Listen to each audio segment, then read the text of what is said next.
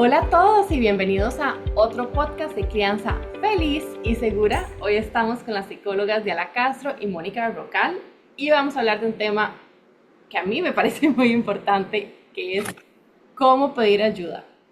Todos estamos en situaciones donde normalmente nos damos cuenta que hay una situación o en la familia o personal o con algún niño en nuestras vidas y muchas veces nos cuesta identificar, uno, a veces que hay un problema y que tenemos que pedir ayuda, y dos, cuando ya lo hemos identificado, a veces no sabemos cómo proceder, o sentimos que tenemos que hacer todo nosotros, o a veces la situación es tan aterradora, ¿verdad? O tan estresante que uno como que no sabe por dónde empezar, cuáles son esos primeros pasos que podemos tomar para nosotros también, que estamos apoyando a alguien más, poder tener los recursos y el apoyo correcto para manejar la situación. Entonces, hoy estamos preguntándole a las expertas un poquito, ¿verdad? ¿Qué nos recomiendan ellas? ¿Cómo identificamos primero cuando ocupamos ayuda y después cómo pedimos esta ayuda de una forma eficiente y en el momento correcto también? Entonces, quería empezar por preguntarles, ¿por qué este tema de pedir ayuda sienten ustedes que es tan importante, verdad? Y por qué es algo que tenemos que conversar, porque muchas veces a veces no pedimos ayuda cuando realmente lo necesitamos. Bueno, este tema de pedir ayuda es demasiado relevante y parece algo muy sencillo, pero los que somos psicólogos constantemente estamos escuchando la cantidad de, a veces, limitaciones o dificultades que tuvieron las personas para solicitar ayuda. La ayuda es una habilidad, es algo que se observa, es algo que aprendimos en el modelaje y es algo que también podemos perfeccionar. Sin embargo, ha estado llena como de mitos, ¿verdad? Pedir ayuda en muchas ocasiones ha sido visto como un acto de debilidad o de insuficiencia. ¿Verdad? Como que yo no supe, como que yo no pude, no fui suficiente, algo me faltó y no realmente se observa como un acto de fortaleza, ¿verdad? Porque es realmente un acto que nos va a llevar a reconocer una necesidad que estamos teniendo. Las necesidades son parte de la vida, las situaciones que no sabemos resolver son parte de la vida, aquellas también que nos sobrepasan a nivel emocional pueden ocurrir en cualquier momento, independientemente de nuestra formación profesional, independientemente de nuestras características personales. Creo que la vida es mucho más compleja de lo que uno a veces piensa y nos pone ante retos que nos plantea un montón de necesidades. Entonces, em, las personas en muchas ocasiones lo que dicen es como esta dificultad para reconocer que hay otra persona, ¿verdad? O un grupo de personas, etcétera, que pueden llegar a ser como una compañía, un acompañante, una guía u orientación en medio de un momento, ¿verdad? Que resultó abrumador, que resultó tal vez que nos generó dificultades para poder enfrentar la situación que se nos estaba presentando en ese momento. Em, pero definitivamente es un acto de reconocimiento a nuestras necesidades, de fortaleza para poder saber que hay otras personas que nos pueden acompañar, ¿verdad? Y al final termina siendo una habilidad muy constructiva por todo lo que logramos desarrollar, ¿verdad? Cuando esta ayuda fue efectiva y fue beneficiosa para nosotros o para nuestra familia. Sí, definitivamente pedir ayuda es además un acto de vulnerabilidad y por eso a veces para alguna gente es tan difícil, porque implica también reconocer que hay algo que está siendo difícil para mí y reconocer que hay algo en lo que necesito que alguien más me ayude porque no lo estoy pudiendo resolver solo. La vulnerabilidad se puede ver, alguna gente la puede ver como algo negativo, pero en realidad es una destreza o una característica, una actitud, tal vez es la palabra, de mucha valentía, porque poder uno decir, esto es difícil para mí, ver hacia adentro y poder exponer eso ante otra persona, requiere mucha valentía. Yo creo que no estamos diseñados para lidiar con las cosas solo, ¿verdad? Del momento en que nacemos dependemos de alguien que nos cuide para poder sobrevivir y los seres humanos también como raza hemos avanzado tanto, ¿verdad? Comparado a otras especies animales precisamente porque sabemos colaborar. Por ejemplo, si yo tuviera que hacer mi propia comida desde cero, construir mi propia casa yo misma, encargarme de todo lo que yo hago en mi vida sin la colaboración de los demás, probablemente, ¿verdad? Viviría entre cuatro paredcitas que no sé ni cómo voy a haber hecho y, ¿verdad? no hubiera, por ejemplo, nunca me hubiera montado en un carro, porque yo puedo montarme en un carro, un vehículo de transporte, gracias a que otros seres humanos saben hacer esto, ¿verdad? Saben fabricar un carro, han avanzado, ¿verdad? Entonces, el hecho de que colaboramos entre la especie hace que podamos hacer cosas muy complejas y creo que tenemos que también entender que esto es a nivel de todo, ¿verdad? No estamos diseñados para poder lidiar con todas las situaciones totalmente solos y necesitamos de otras mentes especializadas para poder hacer cosas difíciles y complejas y manejar situaciones difíciles que nos pasan a los humanos en general. Sí, qué importante eso de entender que ya en el día a día pedimos ayuda, digamos, de muchas cosas solo por el hecho de cómo la comunidad está organizada. Uno de los temas que yo sí he escuchado muchas veces que pasa es o cuesta identificar cuando necesitamos ayuda o a veces nos da miedo, como hablan ustedes, ¿verdad? Requiere valentía y también vulnerabilidad. Y la realidad es que a veces hay gente que ha pedido ayuda y no siempre la respuesta tal vez es la que esperaban o una respuesta que como que los fortalece y los empodera también a solucionar el tema por el que están pasando. Entonces, hay personas, nosotros lo hemos hablado muchas veces con niños, ¿verdad? Que a veces piden ayuda, el adulto no les entiende y el chiquito es como, bueno, hey, ya pedí ayuda, nadie me ayudó, ¿verdad? Entonces ya no voy a volver a pedir. Yo creo que nos pasa lo mismo a nosotros como adultos. A veces como que hacemos un intento y o tal vez no logramos expresar bien, ¿verdad? Todos tenemos formas tan diferentes de comunicarnos por lo que estamos pasando, o a veces tenemos una respuesta que tal vez no fue la que estamos esperando, no fue una respuesta que fue como la más beneficiosa en ese momento. No sé cómo nos recomiendan ustedes eh, cómo hacer ese proceso de pedir ayuda y cómo hacerlo de una forma que tiene que ser con valentía y vulnerabilidad, pero también como de una posición que nos sintamos seguros, como que podemos ir nosotros midiendo también y sentir que nosotros tenemos como cierto control, digamos, del proceso de pedir ayuda y que nos va a funcionar y que no. Bueno, es muy relevante. em, en primer lugar, como comprender que la crianza o el acompañamiento de niños o el manejo de la vida personal es retador, em, y es absolutamente esperable y normal que surjan dudas. Y es absolutamente normal también que tengamos que desarrollar las habilidades para identificar lo que nos está sucediendo, para poder escuchar lo que le está sucediendo a un niño y para poder llegar, digamos, como a transitar el camino donde encontré esa persona o ese profesional o ese familiar, ¿verdad? Porque pueden ser muchísimas instancias donde yo ya me sentí seguro, me sentí cómodo y sentí, ¿verdad? Que tenía como un lugar para ser escuchado y acompañado, ¿verdad? Eso no tiene que suceder de manera veloz. No es que la primera búsqueda que uno hace necesariamente es la que va a ser más efectiva, ¿verdad? Pero vean que hay un proceso donde uno o se escucha a sí mismo o escucha, ¿verdad?, a la persona a la que se está apoyando y también uno empieza a determinar, identificar cómo se siente con ese primer paso, digamos, que tomó y con esas personas primeras, ¿verdad?, con las que se tomó este paso de ayuda. Entonces, es esperable que pueda ser un proceso, que pueda ser un camino y que en ese camino necesitamos a veces, ¿verdad? A veces encontramos el camino, a veces necesitamos hacer algunos cambios, pero eso está bien. Si nosotros, ¿verdad? A lo largo de la vida vemos cómo las personas adultas, ¿verdad? Pensando en casos de familias, por ejemplo, escuchan a los niños y bueno, pero explícame un poquito mejor qué es lo que estás sintiendo y eso que estás sintiendo, ¿verdad? ¿Qué pensás con eso? ¿Y qué necesitas de mí? ¿Verdad? Si nosotros aprendemos a hacer esas preguntas claves e igual las hubiéramos escuchado, sabríamos que pedir ayuda es un proceso de etapas. No es solamente un acto y una decisión, sino que es algo, ¿verdad? Que lleva un proceso de mirada interna, de escucha, de preguntar necesidades y de encontrar las mejores vías para atender precisamente esas necesidades.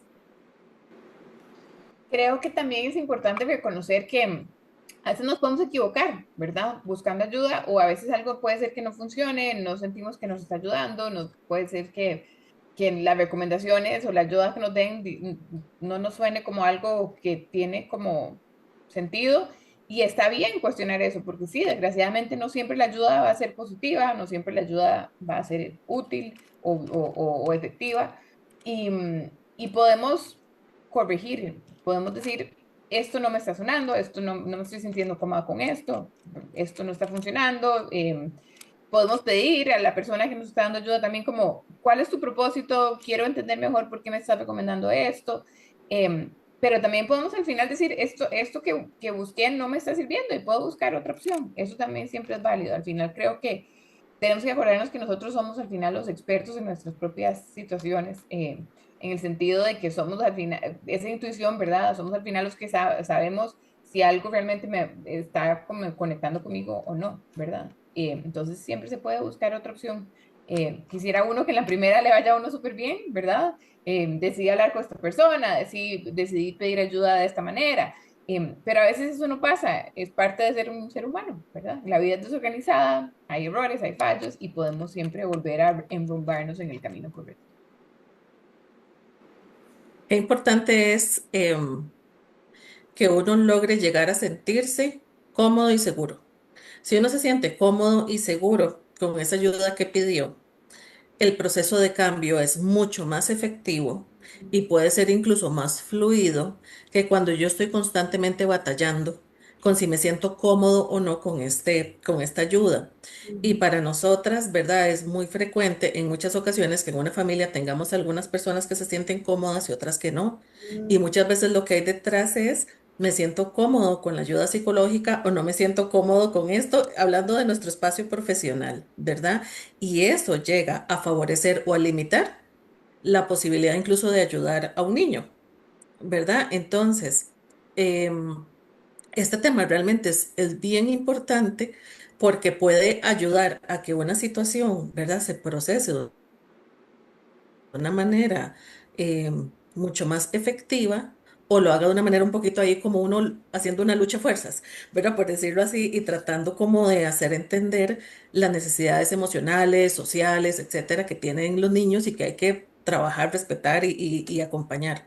Entonces, creo que el sentimiento de comodidad y seguridad puede marcar mucho la pauta de que uno sienta que llegó al lugar correcto, con las personas correctas, al espacio correcto y sea un proceso de empoderamiento para todos, ¿verdad? Que al final es lo que se busca, ¿verdad? Brindar herramientas para que esta situación y ojalá otras puedan ser llevadas, ¿verdad? Con éxito, ¿verdad? O a un buen puerto. ¿Y cómo sabemos, por ejemplo, cómo empezar a identificar cuáles son esas situaciones para las que necesitamos ayuda? Por ejemplo, si estamos en la casa y el chiquito tiró el jugo de naranja en el piso, probablemente vamos a limpiar el jugo de naranja y ya, ¿verdad? O sea, es algo como que no vamos a llamar a pedir ayuda porque tiró el jugo de naranja en el piso. Si todos los días tira el jugo de naranja en el piso, tal vez uno ya empieza a decir, ok, hay algo que se está saliendo de control. Entonces, ¿cómo puede uno como empezar a identificar esa parte que uno no quiere pedir ayuda para todo, pero cuál es ese punto donde, ok, tal vez un input profesional, ¿verdad? Un expertise o otro grupo me puede ayudar en este momento? ¿Cómo identificamos como esa diferencia? Yo creo que a veces es lo que nos cuesta y no sabemos o nos esperamos mucho para llegar a pedir esa ayuda. Yo creo que por mi experiencia, a veces nos esperamos más de la cuenta. Eso tiende a ser como como la tendencia es como hacia esperarse un poquito más de la cuenta. En general, ¿verdad? Muchas veces pasa que cuando la gente busca ayuda, por ejemplo, ayuda psicológica, dicen, yo debería haber hecho esto antes, o llegan cuando ya le dieron demasiadas largas al asunto. Entonces, con eso no quiero decir que siempre todo el mundo busca ayuda tarde, pero si uno tiene esa sensación de esto está siendo difícil o esto me está costando o esto me tiene confundido, a veces darle largas es peor porque llegamos cuando ya el problema es muy grande y toma más tiempo de resolverse, o a veces también empezamos como a tratar de resolver las cosas dándoles tiempo y terminamos dejando ciertas cosas como en negligencia, ¿verdad? O por no, por esa pereza o esa resistencia a buscar ayuda. Eh, para mí es difícil a veces saber cuándo es que realmente hay un problema y a veces la ayuda es para identificar si hay un problema o no, ¿verdad? A veces ni siquiera es, ya tengo identificado el problema, necesito resolverlo, sino es, necesito saber si esto es un problema. Eso es una situación válida para buscar ayuda. Eh, si, por ejemplo, en este ejemplo del jugo, o sea, uno podría decir, no, es normal tirar el jugo, o uno es de las opiniones de los demás, ¿verdad? Este me ha dicho que los chitos se les cae a todas las edades, otro me ha dicho que no es normal que todos los días le pase lo mismo, ¿verdad? Podemos escuchar mucho, pero si para mí, independientemente de lo que digan los demás, es una situación angustiante, que me preocupa, que genera frustración, que genera choque con mi hijo, ya eso es suficiente Ujú. excusa para buscar ayuda, ¿verdad? Por lo menos para saber si debería preocuparme o no, ¿verdad?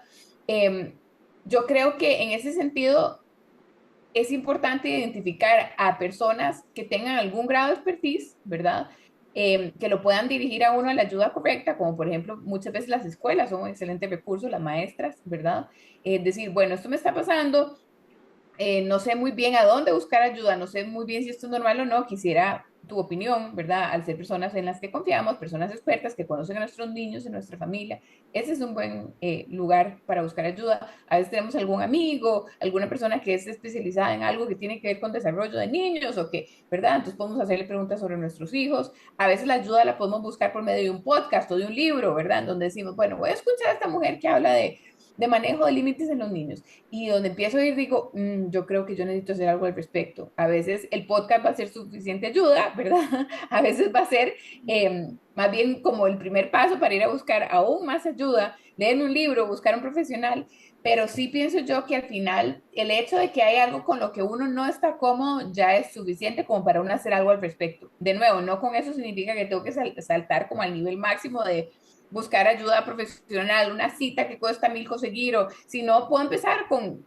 pedir ayuda de otra manera, ¿verdad? Con recursos, con hablar con la maestra, con cositas así, para ir viendo si voy encontrando respuestas o si voy necesitando algo más. Pero sí, esa intuición de hay algo aquí que necesito saber si está bien o mal, ya me parece que es suficiente. Muchas veces la gente llega cuando ya es un poco tarde, no un poco tarde, pero sí cuando ya el problema se hizo demasiado grande o cuando ya hubo demasiados episodios difíciles y ahí es más difícil. Llega todo el mundo más cansado, más decepcionado y cargando como más problemas. Hay dos elementos también, digamos, y lo mencionaron ambas, que es frecuencia e intensidad. ¿Verdad? Cuando algo ya es muy frecuente y su intensidad ya ha venido en escalada o es muy alto para lo que yo observo, pienso y puedo, ¿verdad? Como valorar, ya sabemos que ahí el niño nos puede estar manifestando, ¿verdad? Que algo está sucediendo. Entonces, hay parámetros típicos que siempre vamos a preguntar en salud mental. Siempre vamos a preguntar, por ejemplo, si hubo cambios de comportamiento de manera repentina o si ha habido un cambio de comportamiento que se ha mantenido mucho en el tiempo, por ejemplo. Vamos a preguntar si se está comportando igual que siempre o está teniendo comportamientos como si tuviera 2 o 3 años menos, ¿verdad? Como si tuviera regresiones, por ejemplo, en sus conductas, cosas que ya sabía hacer, cosas que ya había logrado, ¿verdad? Que tuvo como un retroceso precisamente en esos comportamientos. Comportamientos como el aislamiento, como tristeza, digamos, de manera como muy, ¿verdad? Constante, irritabilidad también es una típica, ¿verdad? Que generalmente preguntamos, o si vemos a los niños más preocupados, temerosos o ansiosos de los que los hemos visto en otros momentos. También, por ejemplo, si expresan miedo, tristeza con frecuencia, si dicen frases o palabras que antes no mencionaban, ¿verdad? Y nos está llamando la atención, ¿verdad? Este tipo de señales que está mencionando. Si está teniendo dificultades para concentrarse, para aprender, si ya no está jugando igual que antes, ¿verdad? Ya lo vemos menos activo, o lo vemos, por ejemplo, repitiendo una y otra vez escenas de juego que nos llaman la atención porque es ver a contenidos como o muy tristes o de mucha agresividad, por ejemplo, eso también puede ser un elemento típico que observemos. Em, y también de cuando han vivido experiencias difíciles, ¿verdad? En muchas ocasiones como papás o como familiares nos quedamos como con muchas dudas cuando están viviendo un duelo. Cuando hay, por ejemplo, situaciones como balaceras afuera de los centros educativos, ¿verdad? Que ahora lo vemos de una manera mucho más frecuente que en otros momentos. Cuando hay enfermedades en la familia, cuando ha habido, por ejemplo, algún tipo de violencia. Entonces, también cuando hay eventos, ¿verdad? Que nosotros sentimos y pensamos que son eventos como muy fuertes, ¿verdad? También es otra señal de que podemos empezar a explorar con quién pedir ayuda.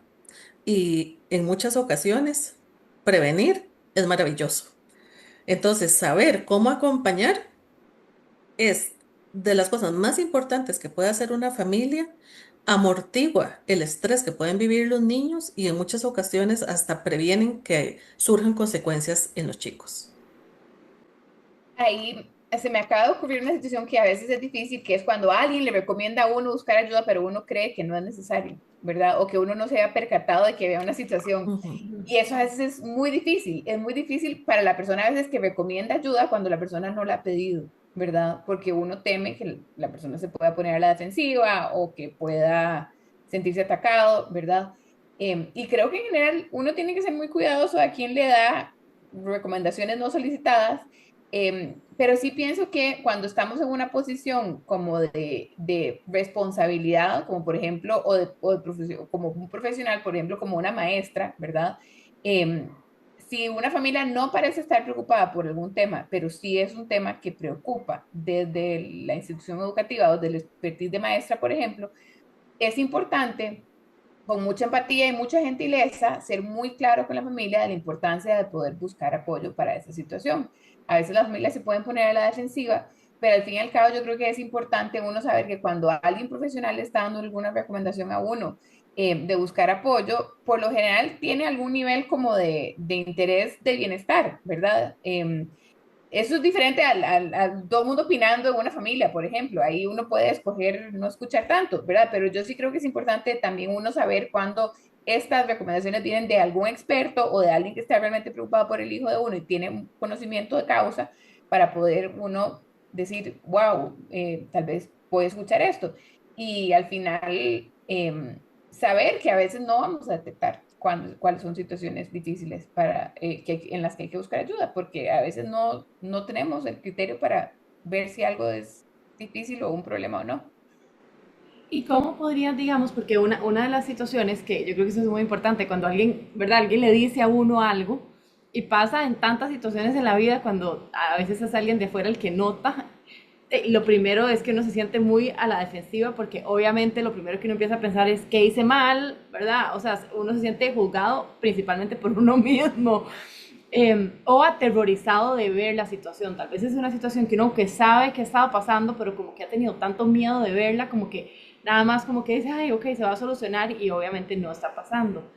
¿Cómo puede, o sea, no sé qué, si tienen algún consejo, cómo puede uno cuando tiene como esa reacción o de pavor o de culpa, manejarla un poco para poder tal vez tomar un paso atrás y ver tal vez lo que sí está pasando y que aunque tal vez de miedo o que aunque uno se sienta mal por algo, que no es que uno está haciendo todo mal, ¿verdad? Y no es que todo va a estar peor por pedir ayuda, sino que tal vez es un paso que sí era importante tomar.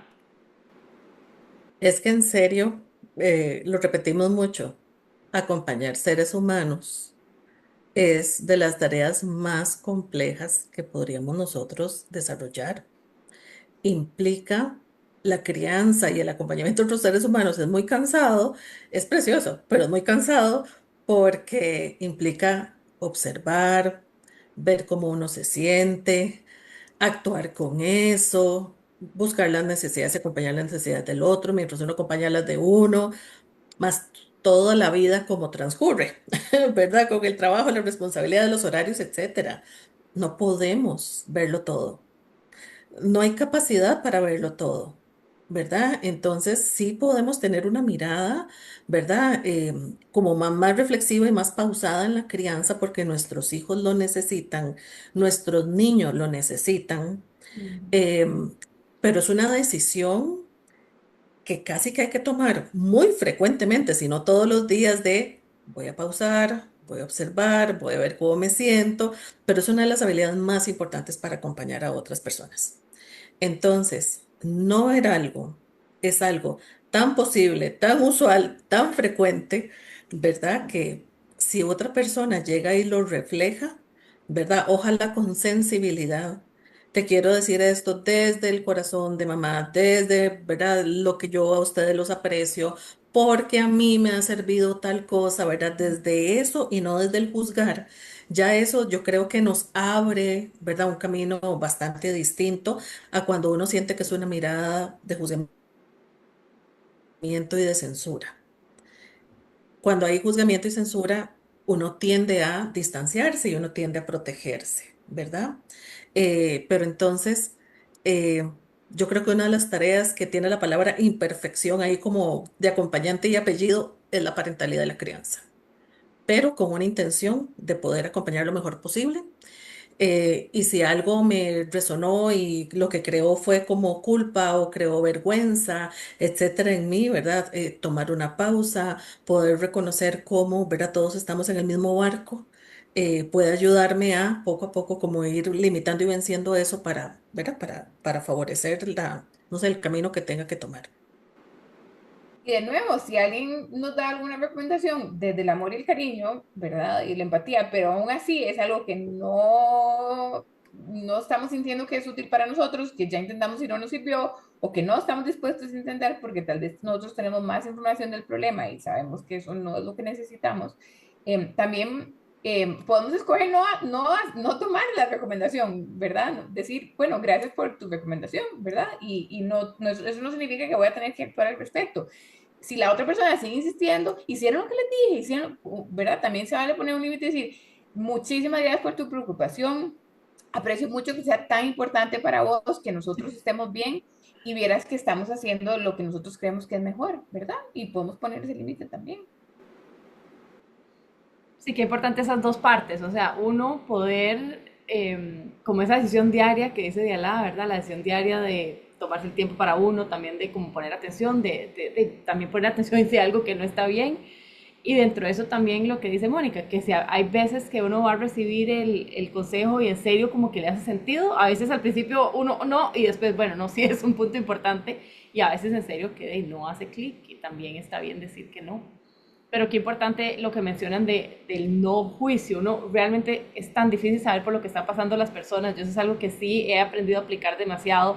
Decir, no sé. La verdad es que no sé. Uno puede tratar de dar un consejo de afuera. Obviamente si hay una situación realmente, obviamente de abuso, de violencia, obviamente hay protocolos para no intervenir, pero muchas veces en comportamiento y cosas, empezar de ese espacio de no sé, ¿verdad? De no juzgar al chiquito de que por qué no quiere hacer la tarea, por qué esto, ¿verdad? Muchas veces, o a la familia, por qué la mamá no está haciendo esto, por qué no está haciendo lo otro.